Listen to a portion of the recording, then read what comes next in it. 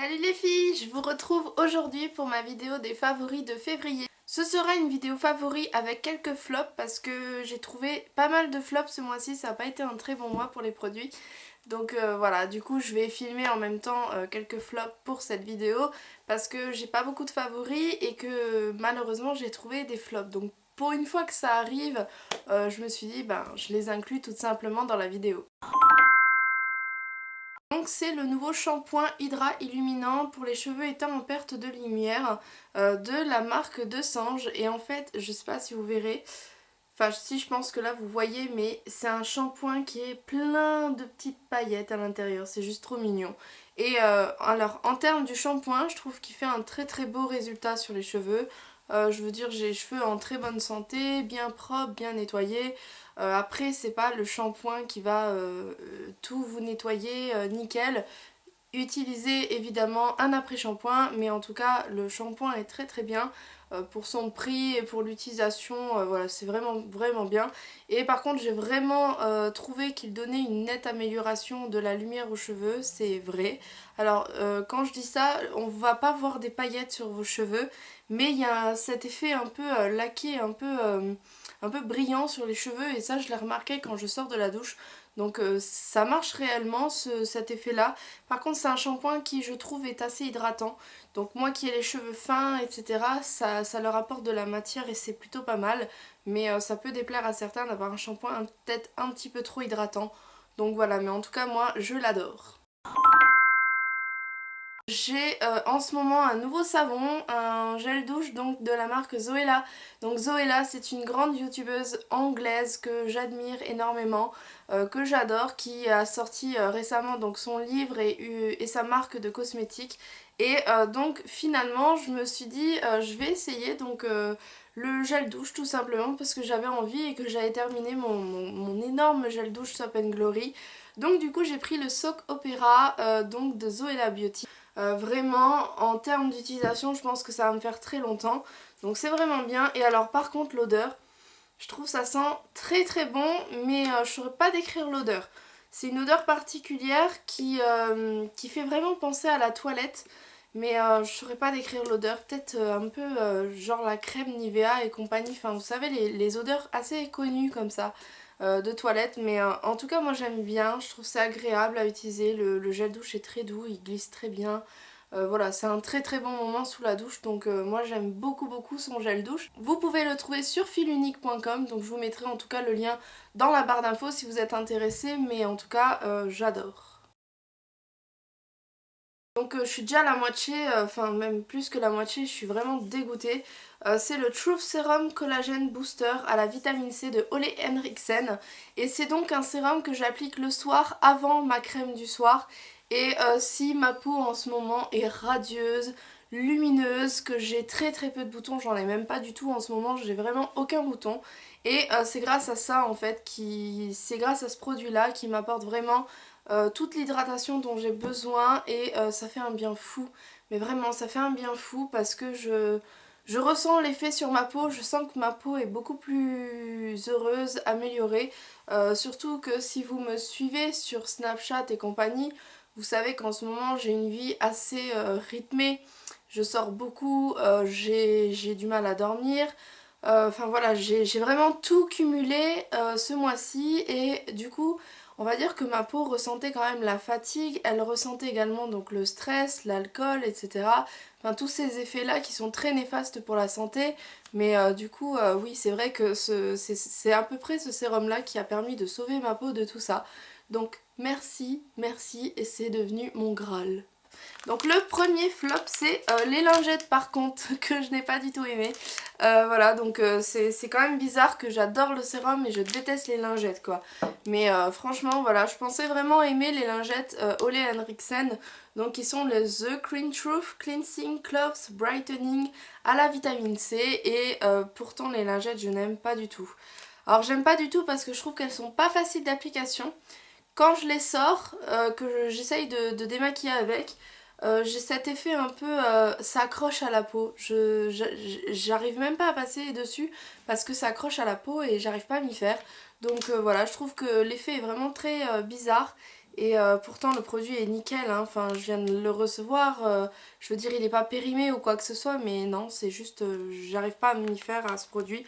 Donc voilà, pour moi c'est un énorme flop.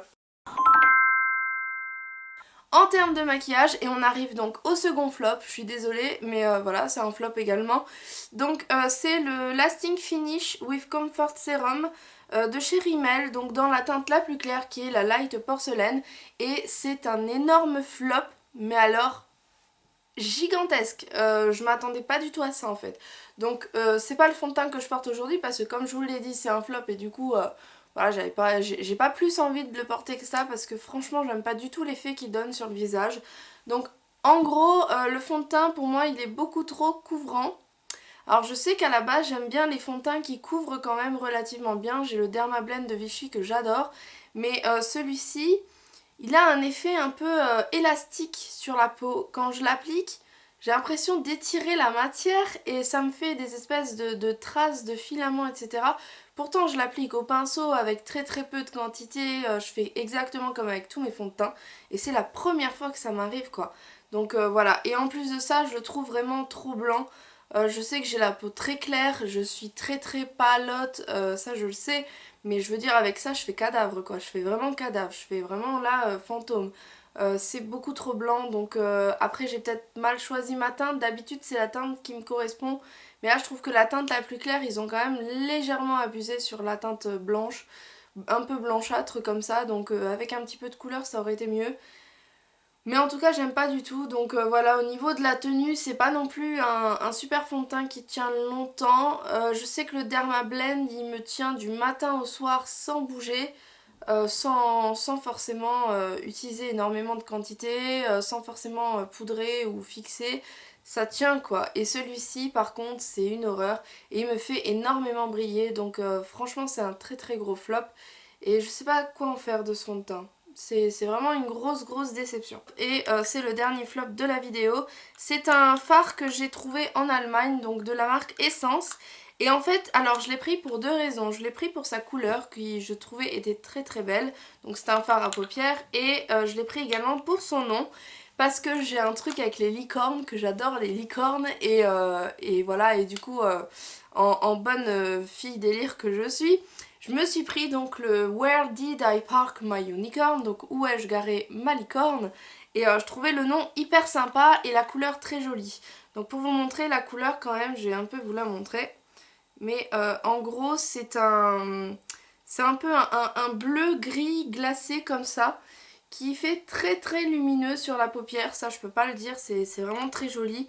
Mais alors par contre j'aime pas du tout la texture, je pensais m'y faire à la texture, mais non, j'aime pas du tout, mais vraiment pas du tout. Et il a tendance quand même à filer dans le pli, alors que même si je mets une base, étant donné que la texture est quand même, ils appellent ça les soufflets eyeshadow, moi j'appelle ça plutôt une texture mousse un peu, et étant donné la texture, je trouve que ça a tendance quand même à filer dans les plis, alors que on met une base, etc. Enfin, c'est quand même un peu bizarre quoi. Donc voilà, du coup je suis quand même plutôt déçue de ce fard à paupières qui je pense je vais utiliser quand même parce que je trouve la couleur très belle, qu'il est très joli, j'adore le nom, etc. Mais c'est pas un gros favori quoi, du tout. Je retourne aux favoris et en termes de favoris, j'ai ma nouvelle poudre de chez L'Oréal que j'aime beaucoup. Donc c'est la Indéfectible 24 heures et j'ai pris dans la teinte Warm Vanilla et je l'aime énormément cette poudre parce qu'elle est vraiment très très bien, donc je trouve qu'elle poudre vachement bien, elle fait pas du tout un effet kaki sur la peau, ça reste assez léger, je sais pas si on la trouve en France celle-ci, je pense que oui, mais je l'ai achetée en Allemagne pour celles qui demanderaient, et mais voilà, mais vraiment je l'aime beaucoup, je trouve qu'elle a quand même tendance à pas mal chuter, enfin quand je la prends avec mon pinceau il y a énormément de quantité qui part, parce qu'elle est vraiment très volatile comme poudre, mais en tout cas sur le teint elle fait un effet très sympa. J'ai également beaucoup abusé du bronzer ce mois-ci, enfin je pense que ça se voit quand même relativement même sur ce type de maquillage. J'ai fait quasiment tous les jours du contouring parce qu'en ce moment je sais pas ce que j'ai, mais j'ai un truc avec le contouring, j'adore ça. Peut-être aussi parce que je suis très palote, qu'il a fait très gris. Voilà, donc c'est mon petit moment à moi où je me dis allez, un peu de soleil, enfin voilà. Et donc j'ai ressorti un bronzer de Jouer Cosmétique que j'adore particulièrement. Et je trouve que de tous les bronzers que j'ai, c'est celui qui fait le plus naturel en fait sur le teint. Donc c'est la teinte Suntan et ça ressemble à ceci. Donc c'est pas du tout un orange, bronze, etc. C'est vraiment un marron plutôt clair. Donc il convient parfaitement au teint pâle comme les miens. Et je tiens à le préciser parce que c'est vrai que pour les teints pâles, trouver un bronzer qui correspond, c'est mission impossible quoi. C'est vraiment, il faut toujours swatcher, regarder, tester. Combien de bronzers que j'ai dû laisser parce que ça faisait pas du tout naturel, que ça démarquait trop rapidement.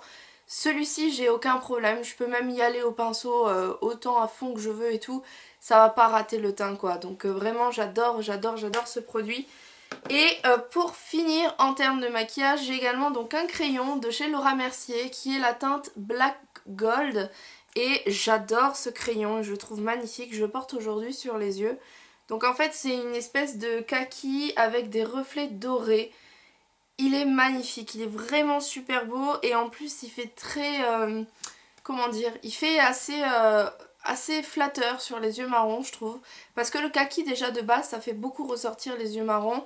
Mais en plus je trouve appliqué là genre en ras de cils inférieur, c'est magnifique. Vous le mettez en touche couleur ou je ne sais quoi, c'est vraiment très très beau. Et voilà, ça faisait très longtemps que j'avais pas utilisé ce crayon et je l'ai ressorti et j'en suis retombée amoureuse donc j'adore ce crayon, c'est juste... Il y a un collier en particulier que j'ai porté quasiment tous les jours on va dire. Donc aujourd'hui c'est évidemment le seul jour où je l'ai pas mis parce que j'avais envie de mettre celui-là. Mais en général, enfin vous devez le voir sur mes photos de Snapchat, Instagram, tout ce que vous voulez. Toutes les photos que je mets en ce moment, je l'ai dessus quoi. Donc c'est un collier qui est comme ceci, qui est tout simple. Mais je l'aime particulièrement. Donc je l'ai acheté sur Etsy.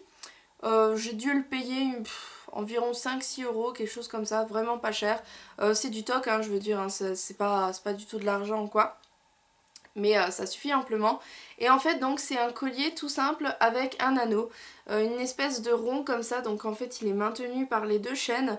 Et ça fait un effet super joli je trouve. Il y a deux séries dont je voudrais parler, donc en gros, en premier, je vais parler d'un seul épisode en fait. C'est l'épisode 16 de la saison 6 de Modern Family. Je l'ai complètement adoré cet épisode, mais vraiment. En fait, Modern Family, je la suis depuis ses débuts. Donc voilà, on est quand même à la saison 6, donc ça fait 6 ans que je suis la série. Ce qui est quand même assez énorme.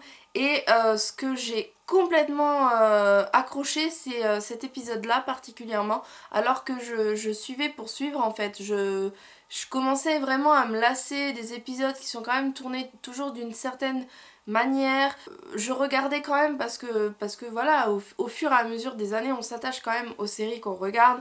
Et forcément, moi j'aime bien ensuite finir la série que j'ai commencée.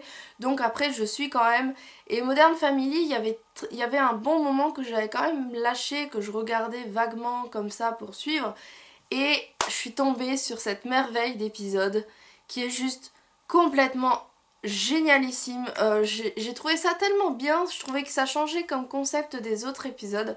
Donc en fait pour vous expliquer, il y a Claire donc, qui est à l'aéroport et elle a son ordinateur portable avec elle. Et donc elle a un MacBook, hein, de toute façon on le voit, hein, et elle commence donc à appeler avec FaceTime, elle fait plein de trucs en même temps. Il y a forcément un fil conducteur à tout ça et je peux pas vous le révéler parce que sinon ça va vous gâcher l'épisode. Mais il y a un fil conducteur de tout ça et donc elle va faire que des appels, elle va faire plein de trucs à côté. On voit le stress qui monte. C'est hyper hyper hyper drôle. Je me suis tordue de rire quand j'ai vu cet épisode. Et vraiment s'il y en a un à retenir, donc c'est vraiment celui-ci. Donc je vous conseille de le regarder parce qu'il est à mourir de rire. Et voilà, je l'ai trouvé vraiment super drôle, super fun. C'était que du bonheur, donc pour une fois que j'avais retrouvé un peu de la joie de vivre, de regarder ça, voilà, j'étais vraiment hyper hyper happy. Donc je voulais vous le partager avec vous. Et j'ai également donc repris la saison 4 de Scandale et elle avait été en fait en pause, je crois à partir du 5e épisode ou quelque chose comme ça, ils étaient en pause et quand ça a repris, mamma mia, c'est juste waouh, j'en ai pris plein les yeux. Enfin, je peux pas non plus vous dévoiler, mais en gros, Madame Olivia Pope, la grande Olivia Pope, s'est fait kidnapper. Et oui. Et alors là, ça chamboule complètement toute la série. Mais toute la série. Et j'ai complètement adoré la tournure des événements que ça a pris, etc. Voir l'évolution des personnages dans toute cette situation. Enfin, c'est Mamma mia quoi, c'était juste énorme, mais vraiment énorme et j'ai complètement kiffé. Donc voilà, vraiment je voulais également le souligner dans cette vidéo. Pour les films, j'ai vu 2 films assez sympas ce mois-ci. Donc le premier que j'ai regardé, donc c'est 50 nuances de Grey. Comment on peut ne pas le citer dans la vidéo alors que ça fait genre 3 ou 4 mois que je vous bassine avec ça.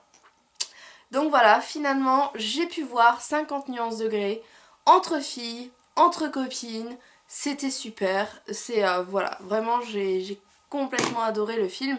Mais certes, je mets une réserve sur la fin du film que je n'ai pas vraiment apprécié. Et voilà, c'était quand même assez choquant. Mais c'est choquant quand même parce qu'on se dit putain, comment il fait pour faire ça? Et en même temps, on se dit c'est pas possible. Enfin, voilà, moi personnellement, je me mettais à la place de Anastasia. Et c'est juste waouh quoi. Tu te dis, il y a des choses certes qui sont très romantiques, très belles, très érotiques, etc. Il y a d'autres passages certes qui sont un peu plus choquants, révélateurs sur la personne qui est Christian. Mais on se dit c'est pas possible quoi. C'est juste pas possible. Enfin bref, le film est quand même très bien. Pendant tout le film, j'ai complètement adoré. J'étais genre les yeux tout écarquillés, la bouche grande ouverte, on était tous ah comme ça et tout. Bref, c'était un très très bon film, mais la fin est une énorme déception et voilà, on m'a dit qu'il fallait quand même lire le bouquin pour comprendre pourquoi il fait ça, etc. Mais même s'il a de bonnes raisons, je trouve que ça ne se fait pas. C'est tout. C'est voilà, c'est après, chacun son avis, mais moi c'est comme ça que je le vois.